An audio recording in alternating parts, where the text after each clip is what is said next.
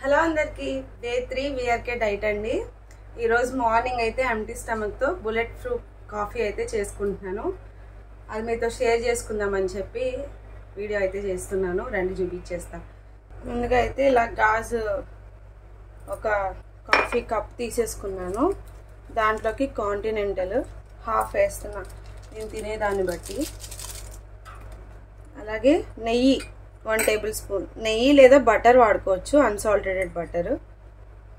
దీంట్లో యాడ్ చేసేసి ఒక గ్లాస్ వరకు హాట్ వాటర్ని ఆల్రెడీ నేను కాగబెట్టి పక్కన పెట్టేసుకున్నాను. అలాగే 10 ml కానీ 20 ml కానీ మీ ఇష్టం, కోకోనట్ ఆయిల్ని యూస్ చేసుకోవచ్చు. నేనైతే 20 ml అయితే యూస్ చేస్తున్నాను, లేదా 10 ml వేస్తున్నానండి. ఎందుకంటే ఆల్రెడీ నెయ్యి కూడా వేసాను కాబట్టి 10 ml అయితే సరిపోద్ది. ఇది డే మొత్తానికి ఎన్నిసార్లు అయినా తీసుకోవచ్చు. ఎందుకంటే మనకి సాలిడ్ ఫుడ్ 1 మీల్ డైట్ కాబట్టి, ఇంకా తర్వాత అంతా లిక్విడ్స్తోనే ఉండాలి కాబట్టి, ఇంకా నేనైతే ఆకలేసినప్పుడల్లా సూపు అండ్ ఈ బుల్లెట్ ప్రూఫ్ కాఫీ అయితే ప్రిఫర్ చేస్తున్నాను. ఇప్పుడు ఇలా అంతా వేసేసిన తర్వాత ఇలా హ్యాండ్ బ్లెండర్ ఉంటుంది కదా, మీడియం సైజ్ చిన్నది, దాన్ని ఇలాగా స్టార్టింగ్ నెంబర్లో పెట్టేసుకొని ఇలాగ మొత్తాన్ని కూడా మిక్స్ చేసేసుకోవాలి. ఇలా చేయటం మూలంగా మొత్తం క్రీమీగా అయితే తయారవుతుంది అన్నమాట. ఇలా నీట్గా బ్లెండ్ చేసేసుకోవాలి.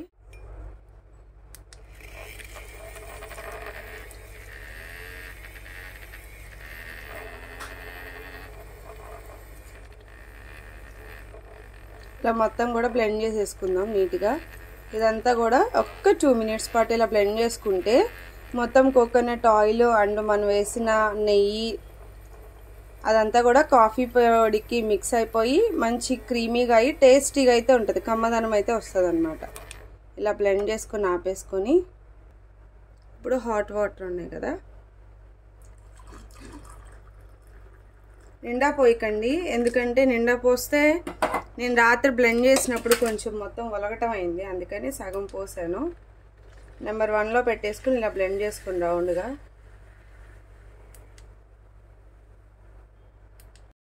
దాని తర్వాత ఇంకొంచెం వాటర్ని యాడ్ చేసేసుకొని ఒక్కసారి ఇలా మిక్స్ చేసేసుకోండి.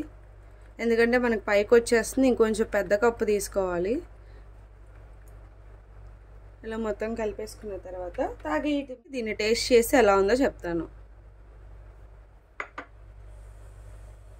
స్మెల్ అయితే ఎంత కమ్మగా వస్తుందో, మనం నెయ్యి యాడ్ చేసాం కాబట్టి. నాకు విడిగా కాఫీ అయితే అస్సలు అలవాటే లేదండి. ఈ డైట్ నిమిత్తం కొంచెం ఇది స్టమక్ ఫుల్ చేస్తుంది అండ్ కొంచెం టేస్ట్ కూడా కమ్మదనంగా ఉంటుంది. డెఫినెట్లీ ట్రై చేయండి ఈ డైట్లో. అంటే ఒక ఆప్షన్గా ఇది ఇచ్చారు, మన ఇష్టం. ఇంకా ట్రై చేశాను, నిన్న నచ్చింది. ఇంకా ఇది 3వ సారి తాగటం. నిన్న 2 times అయింది, ఈరోజు ఇప్పుడు ఎంటీ స్టమక్తో అయితే తాగుతున్నాను. నేను ఇప్పుడు ఎలాగో డైట్ రెసిపీ చేసుకోవాలి కదా, అది చేసుకునే లోపల ఇది తాగటం మూలంగా నాకు ఆకలి అయ్యదు, కొంచెం ఎనర్జీగా కూడా ఉంటుంది. ఇంకా నేను నా రెసిపీస్ నార్మల్గా చేసేసుకోవచ్చని ఇదైతే తాగుతున్నాను. స్మెల్ అయితే బాగుంది, నిజంగా చెప్తున్నాను. అంటే మీరు కాఫీ పొడి వేసుకునే క్వాంటిటీని బట్టి చేదు కమ్మదనం అనేది ఉంటుంది. నేను ఇప్పుడు 2 రూపీస్ కాంటినెంటల్ ప్యాకెట్ ఉంది కదా, దానికి సగమే యూస్ చేశాను, మిగతా సగం అట్టి పెట్టేశాను. ఎందుకంటే చేదు ఎక్కువ, అంటే కాఫీ అలవాటే లేదు, కొంచెం స్టార్టింగ్ కదా, హాఫే వేసుకున్నాను. టేస్ట్ అయితే రియల్గా చాలా బాగుంది. నార్మల్గా వాటర్లో కొంచెం ఏదో ఫ్లేవర్ కలిపినట్టుంది, కమ్మదనంగా చాలా బాగుంది. డెఫినెట్లీ ఎవరైనా ట్రై చేయకపోతే డైట్లో భాగంగా దీన్ని అయితే తీసుకోవచ్చు. నా సజెషన్ అయితే మీ ఇష్టం, ఒకసారి ట్రై చేసి నచ్చితే కనుక కంటిన్యూ చేయండి. నేనైతే దీన్ని ఎంజాయ్ చేస్తాను. ఇప్పుడైతే రెసిపీలోకి వెళ్ళిపోదాం. ఇది తాగేసిన తర్వాత నేనైతే రెసిపీస్ చూపించేస్తాను, రండి. ముందుగా ఒక గిన్నెలో వాటర్ తీసుకొని దాంట్లోకి సముద్రపు ఉప్పుని ఒక 1/2 టేబుల్ స్పూన్ వేసి, అలాగే దీనిపైన వెజ్జాల గిన్నె పెట్టేసుకోవాలి. ఇప్పుడు నేను ఒక 1/4 కిలో దొండకాయ ముక్కల్ని ఇలా పొడుగ్గా కట్ చేసుకున్నాను. 1/4 కిలో శుభ్రంగా వాష్ చేసి, కొంచెం లైట్గా పండినా ఓకే అండి. ఇలా పెట్టేసుకొని మనం పైన ఉప్పు కారాలు చల్లుకోకూడదు కాబట్టి ఇలాగా, అంటే ఉడుకుతాయి కాబట్టి సరిపోతుంది. ఇలా కొంచెం సముద్రపు ఉప్పుని ఇలా చల్లేసుకోవాలి. ఇలా చల్లేసుకొని మూత పెట్టేసి ఒక 10 మినిట్స్ పాటు స్టీమ్ చేసేసుకుందాం. ఇలా స్టీమ్ చేసేసుకుంటే దొండకాయలు అనేవి చక్కగా ఉడికిపోయి మనకి త్వరగా రెసిపీ అనేది తయారైపోతుంది అనమాట. ఇవి ఇలా స్టీమ్ చేసేసుకుందాం. దాని తర్వాత పన్నీర్ పిజ్జాని రెడీ చేసుకుందాం. ముందుగా పిజ్జాకి ఒక క్యాప్సికమ్, అలాగే టొమాటో, ఆనియన్, అలాగే 100 గ్రాములు పన్నీరు ఇలా తీసేసుకున్నాను. ముందుగా ఒక ప్లేట్ తీసుకొని పన్నీర్ తురుముకునే స్టాండ్ని తీసుకొని కొంచెం పెద్ద హోల్స్ ఉన్న వైపే తురుముకోండి. ఆ తురుము అనేది కొంచెం మనకి పొడుగ్గా రావాలి. అండ్ కొంచెం అటు లావు కాదు, ఇటు సన్నంగా కాదు, కొంచెం మీడియంగా ఉండాలన్నమాట లావు. ఇది ఇలా పెద్ద హోల్స్ దగ్గర నేను తురుముకుంటున్నాను. కొబ్బరి తురుము ఎలా వస్తుంది బారుగా మనకి లావుగా అలా రావాలన్నమాట. ఇలా మొత్తాన్ని కూడా నేనైతే తురిమేసుకుంటున్నాను. పన్నీర్ వచ్చేసరికి నేను హోమ్ మేడ్ అయిపోయిందని బయట తీసుకున్నాను. ఇది వచ్చేసరికి మిల్క్ మేడ్ కంపెనీ ఒకటి తీసుకున్నాను, మిల్క్ మస్తీ అనుకుంటా దీని పేరు. అలాగే సగం తురుముకున్నాను, సగం వచ్చేసరికి ఇలా సన్నగా చిన్న చిన్న పీసెస్, ఇప్పుడు మనకి మోజిటిల్లా చీజ్ క్యూబ్స్ ఉంటాయి కదా, చిన్న చిన్న క్యూబ్స్ అలాగా కట్ చేసేసుకోవాలి. బాగా చిన్నవి, సగం తురుము సగం ఇలా క్యూబ్స్లా కట్ చేసేసుకొని మొత్తాన్ని కూడా పక్కన పెట్టేసుకోండి. నేనైతే పన్నీర్ ఉట్టిదే తినేస్తానండి. నాకైతే పన్నీర్ అంటే చాలా ఇష్టం. మీకు కూడా పన్నీర్ అంటే ఇష్టమేనా? పచ్చిదే తింటారా నాకులాగా? కామెంట్ చేయండి. అలాగే ఈ రెసిపీస్ ఎంతమందికి నచ్చుతున్నాయో కూడా కామెంట్ చేయండి. ఈ రెసిపీస్ ఎంతమందికి ఇంట్రెస్ట్ ఉందో కూడా, ఇంట్రెస్ట్ ఉంటే ఒక లైక్ కూడా వేసుకోండి. ఇలా మొత్తాన్ని కూడా ఇలా నీట్గా కట్ చేసేసుకొని నేను క్యూబ్స్ లాగా పెట్టేసుకున్నాను. వీటన్నిటిని కూడా ఒక బౌల్లోకి ట్రాన్స్ఫర్ చేసేసుకొని చక్కగా ఇప్పుడు మనం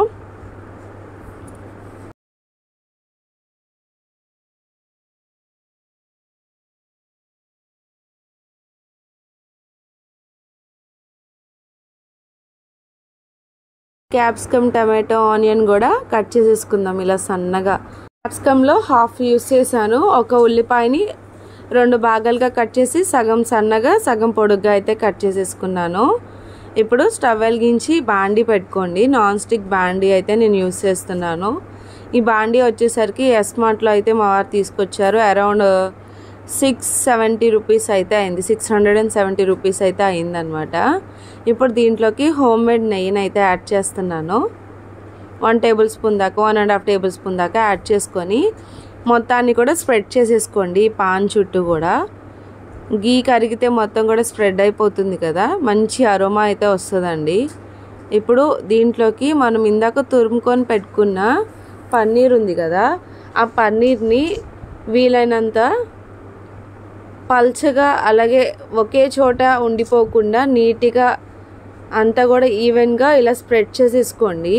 ఇప్పుడు నార్మల్గా మనం పిజ్జా చేస్తే కింద మైదా పిండితో ఒక చపాతీ లాంటిదో లేదా ఒక బన్ టైప్ యూస్ చేస్తాం కదా, అంటే బన్ అంత మందంలో ఒక కింద బేస్మెంట్ అనేది మనం సెట్ చేస్తాము. ఇది వచ్చేసరికి మన డైట్ రెసిపీస్లో మరి విఆర్కే గారు చెప్పినట్టుగా మన రెసిపీస్ చేస్తేనే మనకి హెల్త్ అండ్ వెయిట్ లాస్ అయితే అవుతాం. కాబట్టి నేనైతే నా స్టైల్లో ఇలాగ పన్నీర్ తురిమేసి బేస్మెంట్, నేను పన్నీర్ బేస్మెంట్ అయితే ఇచ్చేస్తున్నాను. అంటే కింద ఇది లేయర్గా వస్తుంది పిజ్జాకి. ఇలా పన్నీర్ అంతా కూడా చక్కగా తురిమేసుకొని అడుగున ఇలా చక్కగా గీ అప్లై చేసాం కాబట్టి చక్కగా రోస్ట్ అయిపోతూ ఉంటుంది. దానిపైన చిల్లీ ఫ్లేక్స్ అయితే చల్లేస్తున్నాను. దానిపైన నీట్గా అంతా ఒక చోటే కాకుండా నీట్గా చల్లేసుకోండి.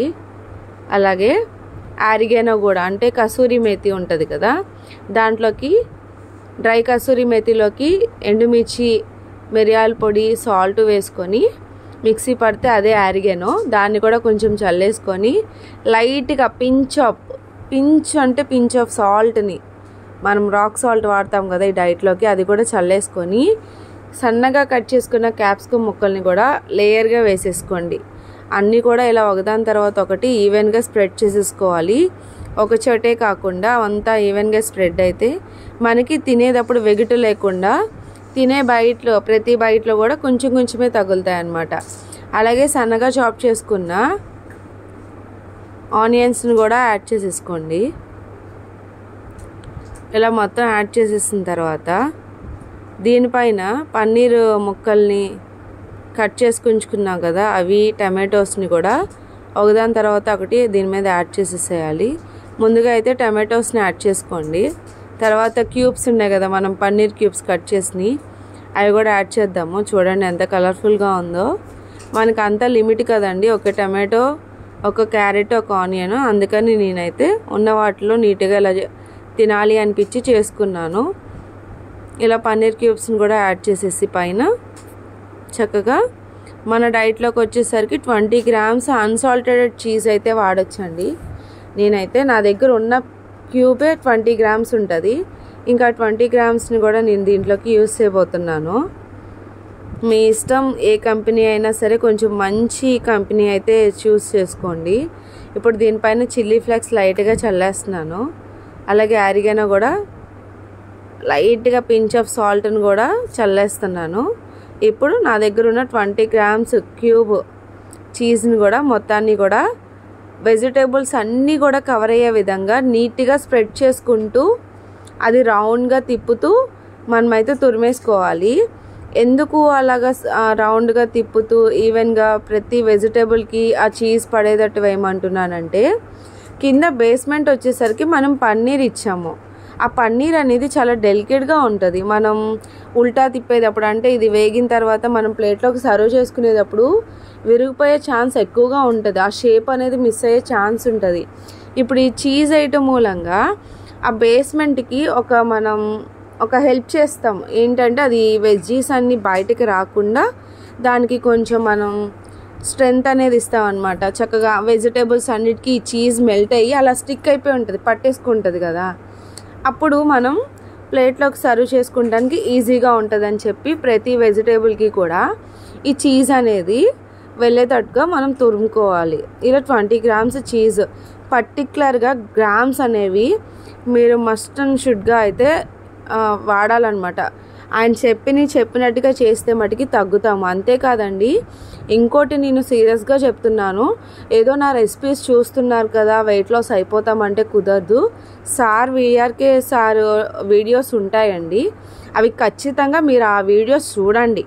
ఆయన ఎలా చెప్తున్నారు, ఏవే ఫుడ్ తీసుకోవాలి అనే ప్రకారం మీరు ఆ వీడియోస్ చూస్తూ నా డైట్ వీడియోస్ కూడా చూస్తూ ఉండండి. ఎందుకంటే ఇది హెల్త్కి సంబంధించింది కాబట్టి ఆకతాయితనంగా ఉండకూడదు. ఏ రెసిపీ అయినా తింటేనే తగ్గిపోరండి, అన్నీ కూడా కరెక్ట్గా పాటిస్తేనే తగ్గుతాము. అందుకనే నేనైతే మెన్షన్ చేస్తున్నాను. ఇప్పుడు ఇది మూత పెట్టేసి చక్కగా మనమైతే దీన్ని కుక్ చేసేసుకుందాము. దాని తర్వాత ఎంతవరకు దొండకాయలు స్టీమ్ అయ్యాయో చూద్దాం. ఎగ్జాక్ట్గా 10 minutes అయితే అయిపోయాయి, చక్కగా స్టీమ్ అయిపోయాయి. చూసారా, ఈ 10 minutes లోపల మన పిజ్జా రెడీ అయిపోతుంది. అలాగే దొండకాయలు కూడా చక్కగా కుక్ అయిపోయాయి. చూడండి ఉడికిపోయాయో, ఇలా ప్రాపర్గా అయితే ఉడికినట్టండి. ఇప్పుడు దీన్నంతా కూడా పక్కకు పెట్టేసి ఇప్పుడు స్టవ్ వెలిగించి నేనైతే బాండీ పెట్టేసుకున్నాను. ఇప్పుడు దీంట్లోకి నేనైతే కోకోనట్ ఆయిల్ని యూస్ చేస్తున్నాను. చెప్పాను కదా, ఖచ్చితంగా డైట్ చేసే వాళ్ళు ఎవరైనా సరే 10 days 10 ml చొప్పున 10 times డే మొత్తానికి తీసుకోవాలి. అది మీరు సూప్స్లో అయినా సరే, హాట్ వాటర్తో అయినా సరే, లేదా ఇలా కర్రీస్తో అయినా సరే, లేదా బుల్లెట్ ప్రూఫ్ కాఫీతో అయినా సరే, ఎలా అయినా సరే మీరు ఆ 10 grams 10 ml చొప్పున 10 times తాగాల్సిందే.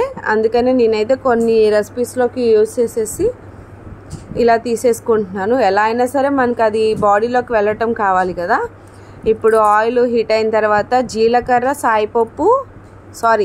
జీలకర్ర, ఆవాలు, ఎండుమిర్చి వేయాలి. పచ్చిశనగపప్పు కానీ సాయిపప్పు కానీ అస్సలు వేయకూడదండి. పప్పులు ఏవి కూడా ఈయన డైట్లో అయితే ఏమీ ఉండవు. ఏమైనా ఉన్నాయంటే ఓన్లీ గింజలు ఉంటాయి. పుచ్చ గింజలు, గుమ్మడి గింజలు, పొద్దుతిరుగుడు గింజలు, అవిసె గింజలు, నువ్వులు అవే ఉంటాయి. ఈ డైట్లో పప్పులు కానీ ఏమి ఉండవండి. అందుకనే పోపులో వచ్చేసరికి ఆవాలు, జీలకర్ర, ఎండుమిర్చి, కరివేపాకే వేసుకుందాము. వేగిన తర్వాత ఉడికించిన దొండకాయలని వేసేసుకొని ఆల్రెడీ స్టీమ్ చేసేటప్పుడే మనం ఉప్పు వేసాం కాబట్టి లైట్గా కారం అయితే వేసేసుకొని మంచిగా కలిపేసుకుంటున్నాను. మనం రైస్లోకి తింటే ఒక రవ్వ కారం కానీ ఉప్పు కానీ ఎక్కువైనా రైస్లో తింటాం కాబట్టి సరిపోతుంది. మనం ఇప్పుడు ప్రెజెంట్ ఓన్లీ కర్రీసే తినాలి కాబట్టి వీలైనంత వరకు సాల్ట్ అండ్ కారం తక్కువ వేసుకుంటే మంచిది. ఎందుకంటే ఉట్టి కూర కదా, మనం తినలేమన్నమాట. ఏదైనా మైల్డ్గా ఉంటేనే మనకి తినాలనిపిస్తుంది కదా, అందుకని నేనైతే చాలా తక్కువ యూస్ చేస్తున్నాను. ఇలా మొత్తం కూడా దీనికి పట్టించేసేయాలి కారము అంతా. పట్టించేసిన తర్వాత ఒక 2 minutes మనము ఇలాగా కలుపుకుంటూ కుక్ చేసేసుకొని ఫైనల్గా మూత పెట్టేద్దాము. ఇలా మూత పెట్టి జస్ట్ 1 minute పాటు దీన్ని మగ్గబెట్టేసుకుందాము. ఇప్పుడు ఎంతవరకు పిజ్జా కుక్ అయిందో చూద్దాం. ఫైనల్గా మన పిజ్జా ఎలా రెడీ అయిందో చూద్దాము. అబ్బా వావ్, అసలు ఎంత కలర్ఫుల్గా ఉందో కదా. నాకైతే రియల్ పిజ్జాని చూస్తున్నట్టు అనిపించిందండి. ఎందుకంటే ఈ డైట్లో వచ్చేసరికి ఉట్టి కర్రీస్ తినాలి, కోకోనట్ ఆయిల్తో చేసుకోవాలి, కొంచెం ఆ రైస్ తినట్లేదన్న ఫీలింగ్లో ఉన్న వాళ్ళకి ద బెస్ట్ రెసిపీ అనుకోవచ్చు ఈ పిజ్జా అనేది. ఎందుకంటే సార్ చెప్పిన మెజర్మెంట్స్, సార్ యూస్ చేయమన్న ఇంగ్రీడియంట్స్తోనే ఇంత టేస్టీగా చేసుకోవచ్చా అన్నట్టు అయితే అనిపిస్తుందండి. అంత టేస్టీగా అయితే ఉంటుంది. స్మెల్ అయితే మీరు నమ్మరు రియల్గా. ఇంకా మనకి నార్మల్గా పిజ్జా స్మెల్, ఎందుకంటే పిజ్జాలో వేసిన అన్నీ కూడా వేసాం కదా. చూస్తున్నారు కదా, మొత్తం వేగిపోయింది. స్టవ్ ఆఫ్ చేసేసి ఇప్పుడు ఒక సైడ్ నుంచి మొత్తాన్ని కూడా మనం దోశకి ఎలా అయితే ఆ అట్ల కాడని పెట్టి మొత్తం చుట్టూ కూడా ఎలా అయితే తీస్తాం అలా తీసేసి ప్లేట్లోకి వేసేయటమే. చూస్తున్నారు కదా, ఎక్కడ విరగకుండా వచ్చింది. ఇన్కేస్ విరిగినా సరే మనం జస్ట్ ఆ పైన ఇలా రౌండ్ కొంచెం అడ్జస్ట్ చేసి నొక్కేస్తే మనకి ఆ షేప్ అనేది మిస్ అవ్వదు. ఇదండి ఈరోజు పిజ్జా రెసిపీ. అలాగే మన దొండకాయ ఫ్రై కూడా రెడీ అయిపోయింది. ఇప్పుడు ఈరోజు నా డైట్లోకి ఈ పన్నీర్ బేస్మెంట్ పిజ్జాని అలాగే దొండకాయ ఆవిరికి ఉడికించిన దొండకాయ ఫ్రైని చేసేసుకున్నాను. అలాగే దీంతోపాటు కొంచెం నట్స్ కూడా తీసుకున్నాను, అవి కూడా చూపిస్తాను, చూసేసాయండి. నేనైతే దీంట్లోకి నానబెట్టుకున్న 10 బాదం పప్పు తీసుకున్నానండి.